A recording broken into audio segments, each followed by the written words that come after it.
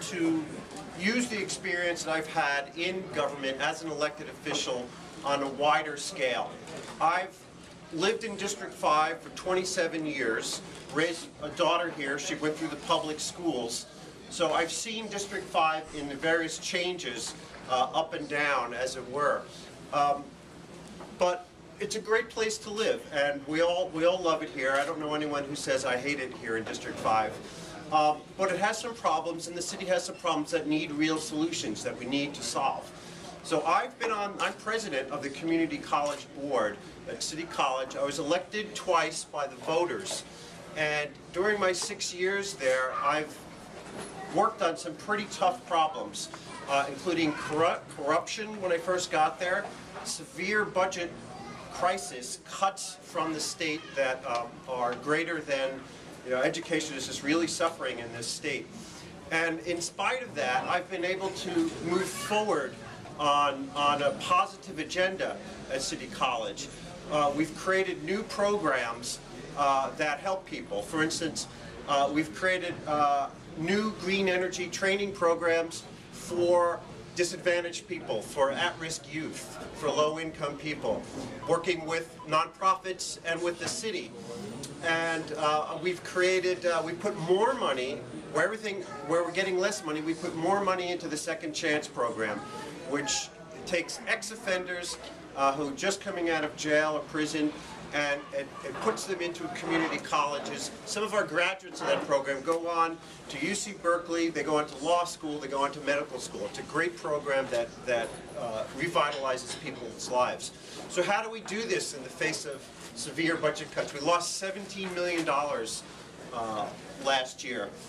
It's a matter of priorities, one, that the city, I think, lacks. The city is kind of like, it's like a wild, it's like Jell-O. It's not focused, and it needs that focus.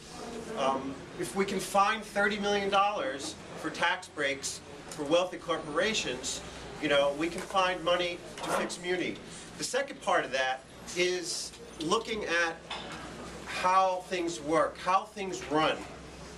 At City College, I've found millions of dollars through streamlining management, looking at managers, reducing the number of managers, and we found millions of dollars that way. City Hall is top-heavy. There's too many executives. There's too many people at the high end. The Parks Department laid off all of its rec directors, the people who are out in the communities, in the clubhouses, working with kids and working with people. Laid them all off, took the money and hired executives at six-figure salaries. And that's wrong. That's got to change. At City College, I pushed an effort that did the opposite. We reduced the numbers of our executives by 25%. So this is the kind of thing that needs to be done. I'm also a long-time environmental activist. I was president of the local Sierra Club chapter, and I work in the green energy field. So I've been on both sides of the podium, so to speak, as an elected official, but also as an advocate, asking people for things, asking electeds for things, working with the private sector, working with electeds. One of the things I'm very proud of is the Go Solar SF program, which has quadrupled the number of solar installations in the city. It's put solar panels on poor people's houses.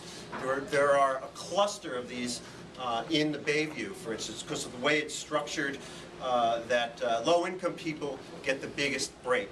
It's also hired people. It's created hundreds of jobs. The mayor right now has slashed this program. His priority is not in creating green jobs. His priority is creating software jobs, but he doesn't think there's enough money for it. This is a problem. It's been cut in half, and we've already seen the number of installations cut in half. There's a direct correlation. I want to restore that. I want to grow that. I want to have more of these kinds of programs that stimulate the economy by going out, working with the private sector and the public sector together to help all of us. Another thing is Muni. I'm a daily Muni rider. I have a Clipper card in my pocket that I use every day. And, I couldn't believe it when the mayor was quoted in the Bay Citizen last year saying, Muni is not a priority. That was the headline. You know, Muni is not a priority. How could he say that? Well, he doesn't ride the bus, for one. And I ride the bus. I think Muni is a priority. Again, we need to attack the way it's run. I think there's good people in Muni. The drivers are good people. Ed Riskin is a good person. I like him. But the way it's run is just very convoluted, not very efficient. So here's an example. The Muni programs, the capital programs that are going on right now are over budget and late. They're 2 years late, they're tens of millions of dollars over budget. I'll conclude right now.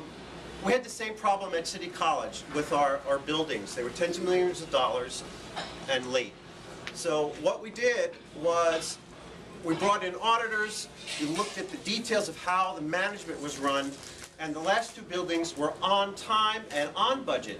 So we can do the same for Muni, we can do the same for the Parks Department. We can find money to fund the things we like and create new things that enhance our neighborhoods.